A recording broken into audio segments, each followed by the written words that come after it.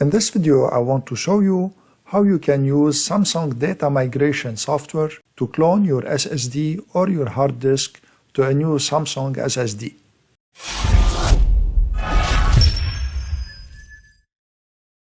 Here I just bought a Samsung SSD 860 EVO 1TB and I have a King Dian 1TB S280. I want to clone the King Dian to the Samsung. There are some limitations for the software that you should be aware of. The software only clones Windows drives. It only supports Samsung SSDs as destination drives. It excludes OEM drives even if they are from Samsung.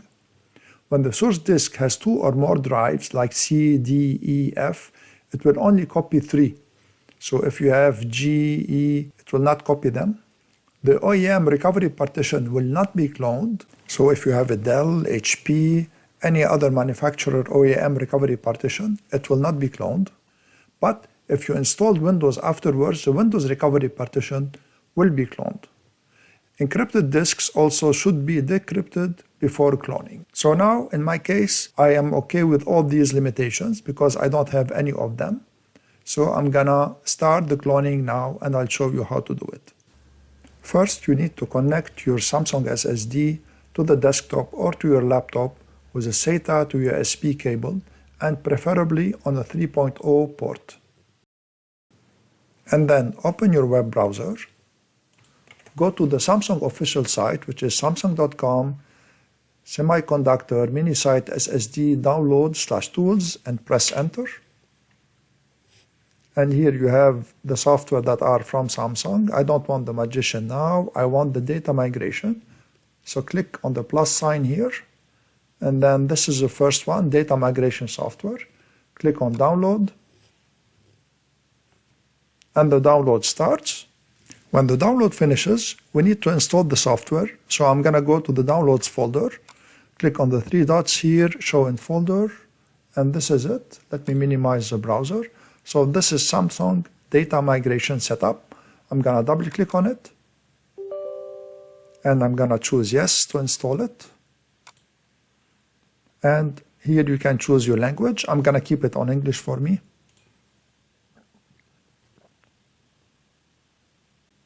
And click on next here. Read the agreement if you want. And then accept it. Click on next. And then click on install. Click on finish when the installation is finished. And you see that it created directly an icon on your desktop and it launched also the software. The font is really small. I don't know why it is small like this. Let me try to bring it a little bit bigger. So if I put 250, I think it's bigger now. So here, it's very simple. The interface is really simple. You have the source disk, which is a King Dian here, and I already connected my Samsung SSD via a SATA to USB cable to my 3.0 USB port on my desktop. So it should appear here. You see, it detected it, Samsung SSD. And here it's telling me that this is the source drive, this is the target drive, and all I have to do now is to click on start. There are no settings, there is nothing. Just click on start. And here it's giving me a warning first that the computer will be shut down after data migration in 20 seconds. So after the migration, it will be shut down. And here it's telling me that when cloning starts, all data on the target drive will be deleted and cannot be recovered. So here, please make sure that you're selecting the correct source and destination drive and that the target or destination drive doesn't have data that you want. Here I am sure because it's a new disk, so I'm gonna just click on OK. And the cloning starts. It shouldn't take long because both disks are SSDs and they are both very fast. So I'm gonna cut this video now and come back when the migration is almost finished. The cloning is almost finished and the average speed of copying is almost 140 megabytes per second. You see at the end of the clone it takes time. This is because it's copying the hidden partitions now like the Windows recovery partition.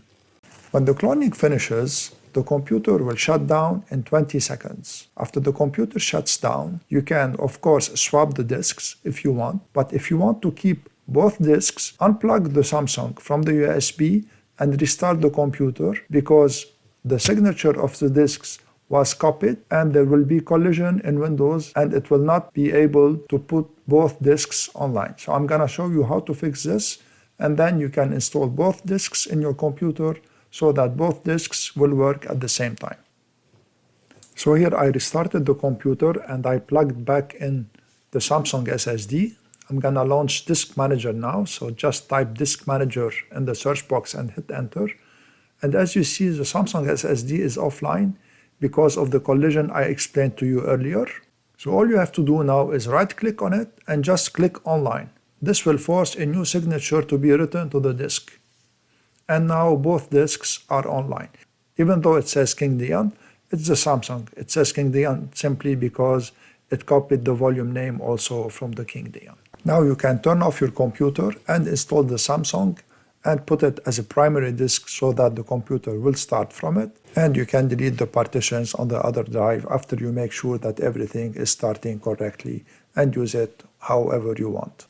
And that was all. I hope you enjoyed this video and found it useful. If you did, please share it, subscribe to my channel, and give this video a thumbs up. Thank you for watching.